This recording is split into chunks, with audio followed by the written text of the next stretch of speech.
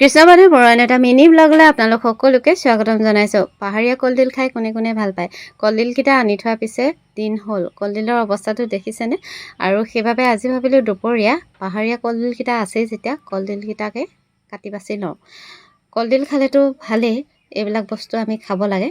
পাহাৰখন ওচৰতে থকাৰ কাৰণে কিন্তু এইবিলাক বস্তু মাজে মাজে খাই থাকিবলৈ পাওঁ। আপোনালোকে পাহাৰীয়া কলডিল খাই ভাল পায়নে? কোনে কোনে কলডিল খাই ভাল পায় জনাব দেই। কলডিল খাই মই কিন্তু ভালে পাওঁ, কিন্তু কলডিল কাটিহে মই বেয়া পাওঁ। কিহৰ কাৰণে কাটি বেয়া পাওঁ ভিডিঅ'টো সকলোকে চালে নিশ্চয় গম পাব। এতিয়া কলডিলটো চেলাই বখলিয়াই লৈছোঁ। বেয়া হোৱা অংশখিনি পেলাই দিছোঁ। দিন হ'ল যে কাটিমকৈ এলাহতে থাকে, আৰু কলডিল কাটি ঘৰৰ কোনেও ভাল নাপায়।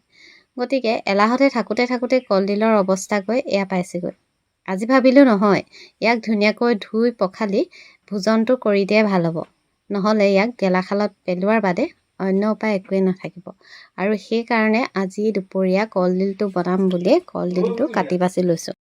এইফালে কলডিল কাটি থাকোঁতেই দেউতাই আৰু কেইটামান পাচলি আনি দিলে, সেয়েহে মোক মাতিছিলে।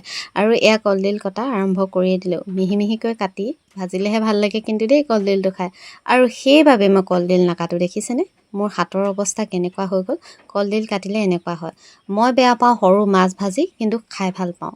কাটি বেয়া পাওঁ কলডিল, কিন্তু খাই ভাল পাওঁ। কাৰ কাৰ এনেকুৱা হয় বাৰু? আজিলৈ আহিছোঁ, ধন্যবাদ।